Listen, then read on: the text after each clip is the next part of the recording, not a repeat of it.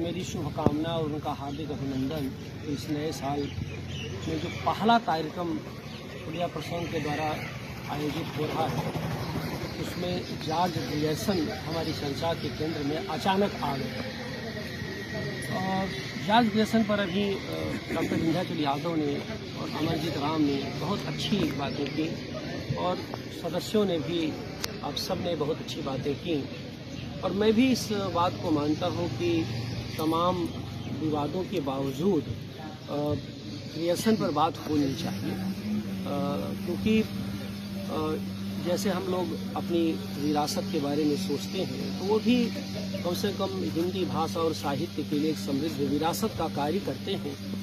केवल इस नाते हम उनको नज़रअंदाज कर दें कि विदेशी थे, स्वदेशी नहीं थे, तो इसका कोई मतलब नहीं है, क्योंकि वह किसी भी अन्य भारतीय से कम भारतीय नहीं थे। ये ज़रूर है कि जब ग्रियर्सन यहाँ पर थे तो वो शासन औपनिवेशिक काल था और अंग्रेज़ थे, मूलतः वो आयरलैंड से आए हुए थे और सिविल सर्वेंट थे, ICS थे। तो उनके सामने तो एक संतुलन की बात थी कि भाई हम देशज जो स्थितियाँ हैं और जो सत्ता है, विदेशी सत्ता है, उसके बीच कैसे संतुलन कायम करें, कैसे बैलेंसिंग फोर्स के रूप में हम काम करें ताकि हमारी सत्ता भी बची रहे और हमारी लोक सत्ता भी बची रहे और हमारा जो है एक तरह का उपक्रम भी बचा रहे। ये जो स्थितियाँ रही, इन स्थितियों के बीच जो ग्रियर्सन थे, और ग्रियर्सन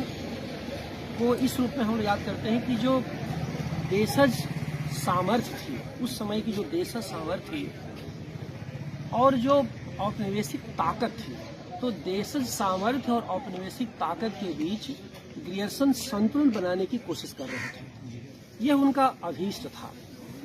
बाकी उनके जो लोक जीवन को लेकर के, लोक साहित्य को उन्होंने कार्य किया, लोक साहित्य को लेकर जबरदस्त कार्य उनका है, लोक भाषाओं को लेकर के उन्होंने कार्य किया और हिंदी साहित्य को लेकर जो कार्य किया वो तो उनका एक योगदान है ही, और उसकी उपेक्षा हम क्या कोई नहीं करता भी नहीं, कोई करता भी नहीं। और तमाम विवाद के बीच में उनसे अभी भी हिंदी जगत संवाद बनाए हुए है, क्योंकि बहुत कुछ उनमें है, जैसा कि विंध्याचल जी ने कहा कि हम लोग पा सकते हैं। देखिए क्या हुआ कि आयरलैंड से 3 नाम हैं जो यहाँ पर दर्ज होते, जो याद आते हैं।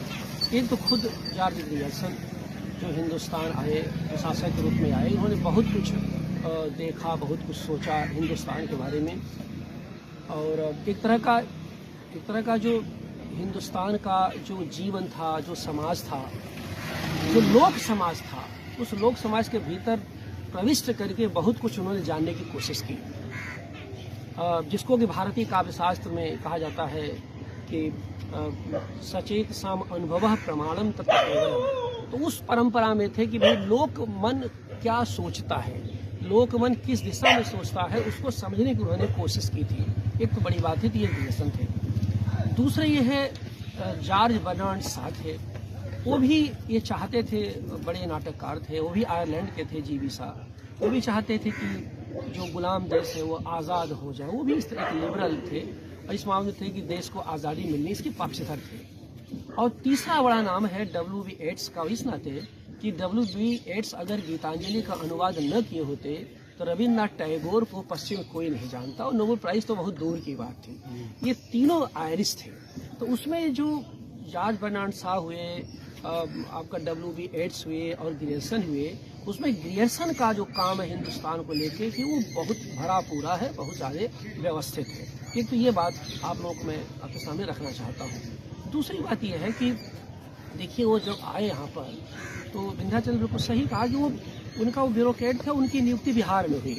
तो बिहार के क्षेत्र में लंबे समय तक वो रहे और वहाँ पर जाके वहाँ के बिहार के गांव-गांव में वो उन्होंने सर्वे किया, देखा।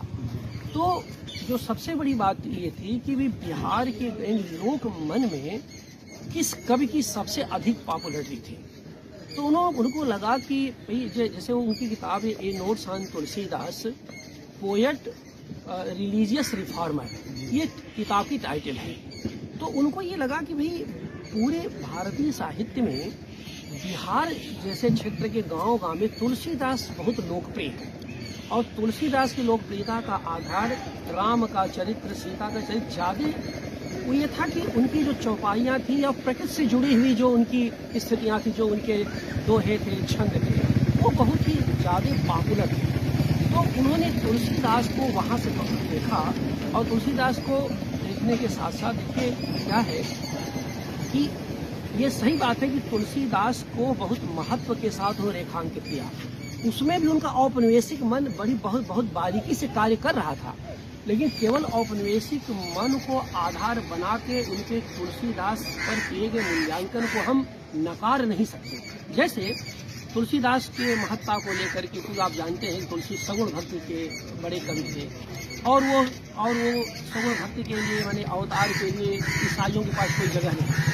तो आप देखिए वो कबीर के पास नहीं गए, वो गोरखनाथ के पास नहीं गए, वो तुलसीदास के पास आए।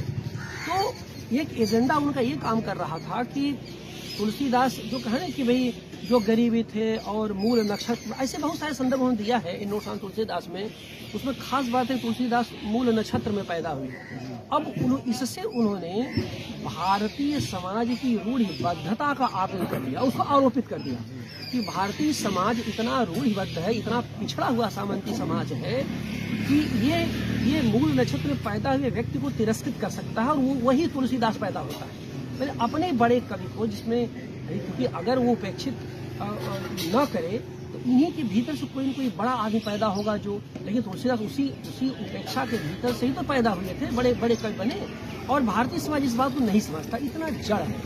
तो हमारी क्या भूमिका है, अंग्रेजों की क्या भूमिका है, तो कहा कि प्रिंटिंग प्रेस आ चुका है। अब जो प्रिंटिंग प्रेस आ चुका है, अंग्रेज आ गए हैं, तो उन्होंने एक तरह का नवजागरण की प्रक्रिया को एक्टिवेट कर दिया और इस तरह की रूढ़ियों से वो भारतीय समाज को मुक्त कर रहे हैं। अब देखिए यानी अंग्रेजों ने भारतीय रूढ़ियों से तमाम स्थितियों को, भारतीय जड़ समाज को जो अपरिवर्तनीय था उसको मुक्त करने की कोशिश की है। यह कह करके वो अंग्रेजों को खुश कर रहे थे क्योंकि ईसाई थे, लेकिन साथ साथ वो तुलसीदास का अभूतपूर्व मूल्यांकन भी कर रहे थे। तो लोग इसी उपनिवेश के दिमाग की बात तो करते हैं, लेकिन उनके मूल्यांकन इसी तरह से विद्यापति का मूल्यांकन कर रहे थे। और आप देखिए कि तुलसी के प्रकृति से संबंधित जो उनकी रचनाएं हैं उसको आगे किया, साथ साथ जो नैरेटिव्स बनाए उन्होंने, यानी लोक जीवन में कथाओं में तुलसीदास कैसे, जैसे एक कथा मुझे याद आ रही है कि तुलसी एक विधवा थी, उसका पति मतलब सौदाह के लिए जा रहा था और वहाँ विधवा मिली तो उन्होंने कहा कि बाबा प्रणाम। तो उन्होंने कहा कि सौभाग्यवती भव पुत्रवती भव।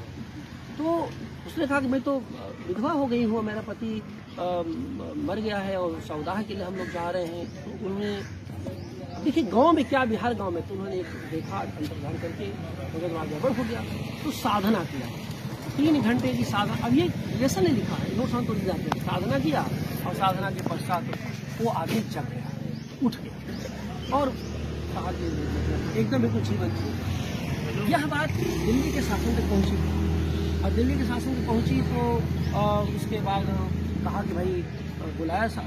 अब बादशाह कौन था इसका कोई जिक्र नहीं है, तो अकबर थे कि कोई और सामंती शासक था, बुलाया, कहा कि भाई ये सब सारी चीजें, तो उनका तुम चमत्कार करते हो। उन्होंने कहा कि नहीं मैं चमत्कार नहीं करता, मैं कोई चमत्कार नहीं, मैं तो साधु सन्यासी आदमी हूँ, कवि हूँ, लेखक हूँ। तो उन्होंने जेल में डाल दिया।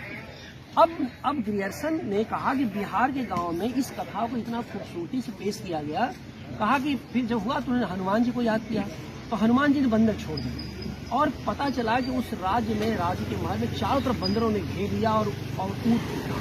ये बात जब राजा को पता चली, शासक को पता चली, तो उसने कहा करिए ये तो बड़ा गड़बड़ हो गया। तो कहा कि पता चला कि तुलसीदास की वजह से आपने कैद किया, बंदरों ने उत्पात मचा दिया। फिर दूसरे को बुलाया गया, उनसे प्राण प्रतिष्ठा के लिए उनको प्रणाम किया गया और फिर ये सब सारी चीजें। अब किस तरह से तुलसीदास के बंदर के कहने से, आवाहन से बंदर ने उत्पात मचाना शुरू कर दिया और हनुमान जी का आवाहन किया उन्होंने, हनुमान जी आराध्य थे। इस तरह की बहुत सारी कथाएं उन्होंने लिखी। इससे क्या होता है? इससे ये होता है कि जैसे हम लोग हम लोग कबीर के जनश्रुतियों में कबीरदास, तो जनश्रुतियों में कबीरदास की बहुत सारी कथाएं होती हैं। इन कथाओं को पहली बार तुलसी से जीवन से जुड़े हुए को उन्होंने संकलित किया, उन्होंने बताने की कोशिश की। ये जरूर था कि उन्होंने पोएट के साथ रिलीजियस रिफॉर्मर के रूप में देखा, एक धर्म सुधारक, धार्मिक सुधारक रूप में देखा, जहां से स्पेस मिला रामचंद्र शुक्ल को। उन्होंने कहा कि रिलीजियस रिफॉर्म नहीं थे, कवि थे, तो तुलसीदास को रिलीजियस रिफॉर्मर के साथ साथ कवि के रूप में जो उन्होंने सिनाद किया था ग्रियर्सन ने, आचार्य रामचंद्र का बड़ा योगदान यह है कि उन्होंने कवि के रूप में स्थापित कर दिया लोक मंगल की अवधारणा को देकर, और लोक मंगल की साधनावस्था में, सिद्धावस्था, साधनावस्था में राम के देवत्व को उन्होंने स्थापित किया। ये सब सारी चीजें तो ग्रियर्सन की जो एक बड़ी भूमिका ये रही कि वह औपनिवेशिक, अब जैसे भक्ति काल की बात है, बिल्कुल विंध्याचल ने सही कहा कि भाई उन्होंने भक्ति काल के उद्भव में ईसाइयत दिन, और ईसाई दिन ऐसा नहीं कि इससे कि मध्य भारत में ये सब हुआ, जिस दक्षिण भारत से उदय हो करके रामानुजाचार्य तमाम लोग भक्त साहित्य ऊपर ले आए, उनका ये कहना दक्षिण भारत में ही जो भक्ति का उदय हुआ ईसाइयों के प्रभाव में हुआ, और उसके बहुत पहले ईसाई प्रभाव यहाँ पर आ चुका था। तो मुख्य बात ये थी कि इस बात को तो बार बार वो कह रहे थे, लेकिन प्रकारांतर से भारतीय साहित्य की गहरी समझ भी विकसित कर रहे थे, खासकर हिंदी साहित्य को लेकर के। एक तो ये चीजें उनकी रही है, और दूसरी बात था कि लोक कथाओं के साथ साथ उन्होंने लोक साहित्य पर भी बड़ा संकलन किया है। उनका बड़ा योगदान है लोक साहित्य को लेकर के, खास करके जो भोजपुरी का लोक साहित्य है, बिहारी बोली का लोक साहित्य, उसको लेकर के उनका बड़ा काम किया। भाषाओं को लेकर के उन्होंने लोक भाषाओं को लेकर बहुत बड़ा काम किया। अक्षरशः किसी ने कहा कि भाई वो वैसा काम नहीं हुआ, बिल्कुल सही बात, वो काम छूटा हुआ है कि लोक भाषाओं को लेकर के। ये जरूर था कि अब जैसे कि उन्होंने क्या किया कि ये लोक भाषाओं का कार्य तो कर रहे थे, लेकिन कहीं न कहीं उनके एक विभाजन वाला जो मन था कि वो लोक भाषाओं की ताकत को समझ रहे थे, और परस्पर लोक भाषाओं की ताकत को समझ करके लोक भाषाओं के परस्पर जो पारस्परिक रिश्ते थे उस पर फोकस न करके उनको स्वायत्तता देने की कोशिश कर रहे थे। उस स्वायत्तता को देने में उनके मन में शायद ये बात है कि बोलियों की ताकत को समझा जाए, लेकिन बोलियों हर बोली की वो ताकतवर बना करके भाषा कहीं न कहीं और जोड़ के भाषा कहीं न कहीं टूट गई। ये भी एक चीज था कि वो संतुलन बनाने की कोशिश तो कर रहे थे, लेकिन उस संतुलन बनाने की कोशिश में कहीं की हिंदी समाज, जैसे कि एक बात आप लोग सब जानते हैं कि उन्होंने भोजपुरी बोली पर बहुत काम किया, खासकर बिहारी को लेकर बहुत काम किया। और वो जो 11 खंडों में उन्होंने भारतीय भाषा सर्वेक्षण का कार्य किया है, उस भारतीय भाषा सर्वेक्षण का जो 5वां खंड है वो भोजपुरी भाषा पर ही केंद्रित रहा है। अब वो देखिए कि बिहारी को लेकर के बड़ा विवाद भी हुआ, आज तक विवाद है। बिहारी को लेकर के वो उसको स्वतंत्र मानते हैं और बिहारी को हिंदी प्रदेश का हिस्सा नहीं मानते। वहां से विवाद शुरू होता है कि भाई क्या वो कहते हैं कि बिहारी की जो अपनी इंडिपेंडेंट जो ऑटोनॉमी है, इसको स्वायत्तता मिलनी चाहिए, स्वतंत्रता मिलनी चाहिए। ठीक वैसे ही जैसे कश्मीरी को उन्होंने हिंदी कश्मीरी और मुस्लिम कश्मीरी कहा उन्होंने, वहाँ तो ये उनका कहीं न कहीं सोचा समझा मंतव्य जरूर था भाषाओं को लेकर के, कि पता चला कि जैसे कि ब्रज और अवधी को पश्चिमी हिंदी के अंतर्गत इनके परस्पर जो अन्योन्याश्रित संबंध उसको नहीं मानते थे। ब्रज क्षेत्र अलग मानते थे, अवधी क्षेत्र अलग मानते थे, फिर भोजपुरी अलग मानते थे। तो अब भोजपुरी भाषी समाज के आज के लोग ग्रियर्सन के प्रति ये कृतज्ञता ज्ञापित करते हैं, उन्हें भोजपुरी की पहचान दी। आप जानते हैं कि लाठी और गमछा जो भोजपुरी की पहचान के बारे में आज हम लोग चर्चा करते हैं, इसके सूत्रधार ग्रियर्सन ही रहे कि भोजपुरी बड़ी स्वाभिमान की भाषा है, यहाँ पर गमठा और लाठी है, श्रमजीवियों की भाषा, इसको तो कहा उन्होंने। लेकिन भोजपुरी को बिहारी के अंतर्गत मानते हुए उन्होंने हिंदी प्रदेश से अलगाने की कोशिश की। इसको लेकर के भी बड़ा विवाद है, क्योंकि आज तो एक पक्ष होता है कि बोलियों को लेकर भोजपुरी को भाई स्वतंत्र पहचान मिलनी चाहिए, इसमें किसी को पर भोजपुरी को भाषाई पहचान मिलनी चाहिए स्वतंत्र। लेकिन हम ये कहें कि भोजपुरी प्रदेश अलग हो जाए, हिंदी प्रदेश से अलग, ये तो इसमें सहमति संभव ही नहीं है। पता चला कि भाई मिथिला प्रदेश अलग हो जाए, जैसे मैथिली को उन्होंने बहुत महत्व दिया, और पहले तो कहते थे भाई कि जो बिहारी कहते थे वो तो बंगाल से बहुत मिली हुई है, जबकि बिहारी ये बिहारी उड़ीसा और ये आपका जो है कलकत्ता था, ये तो बंगाल प्रेसिडेंसी के अंतर्गत आता था। तो ये जो बोलियों को लेकर के और उसके बारे में ये बात भी आती है कि संभव इसका आधार ये रहा हो कि भाई जो भोजपुर प्रदेश था, जो आरा केंद्र था, वो शायद 1857 का एक राष्ट्रीय कैरेक्टर था। तो शायद उसको ये लगता था कि ये कहीं विस्फोटक न हो जाए, क्योंकि इसमें कहीं उनका औपनिवेशिक मन कार्य कर रहा था। ये पूरा के पूरा चरित्र अगर आगे उभर के आ गया तो हिंदी प्रदेश में पूरा एक अराजक स्थिति आ जाएगी और उपनिवेशवाद के खिलाफ एक विद्रोह शुरू हो जाएगा। तो शायद उन्होंने एक बिहारी को स्वतंत्र पहचान दे करके हिंदी प्रदेश के अंतर्गत न मान के स्वतंत्र प्रदेश के रूप में उन्होंने स्वीकार करने की कोशिश की, उसे भाषा वैज्ञानिक सर्वेक्षण किया, तमाम स्थितियां किया।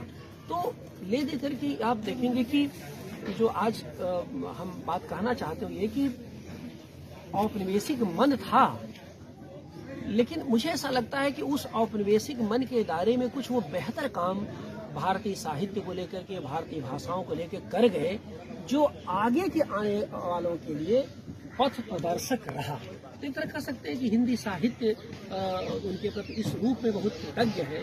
उन्होंने कुछ ऐसे नवाचार किए, कुछ ऐसे सूत्र दिए जिसको लेकर के हिंदी साहित्य उनको लेकर के आलोचनात्मक भी रहा और रचनात्मक भी रहा। तो हमारी रचनात्मकता के भी और हमारी आलोचनात्मकता के दोनों की तरह जो सूत्रधार रहे हैं। आज पुलिया प्रसंग के अंतर्गत आप सबने जॉर्ज ग्रियर्सन को याद किया, ये बहुत महत्वपूर्ण चीज़ है। देखिए, कोई ज़रूरी नहीं कि जो हिंदुस्तान में पैदा हुआ, एनी बेसेंट हिंदुस्तान में पैदा नहीं हुई थी, वो भी आयरलैंड की थी। लेकिन एनी बेसेंट को देखिए कि इस देश की आज़ादी में, देश की स्वाधीनता में कितना बड़ा योगदान था। तो कहने का से ये है कि जरूरी नहीं कि जो हिंदुस्तान में पैदा हुआ और हम उसी को अच्छा बुरा उसके बारे में सोचें।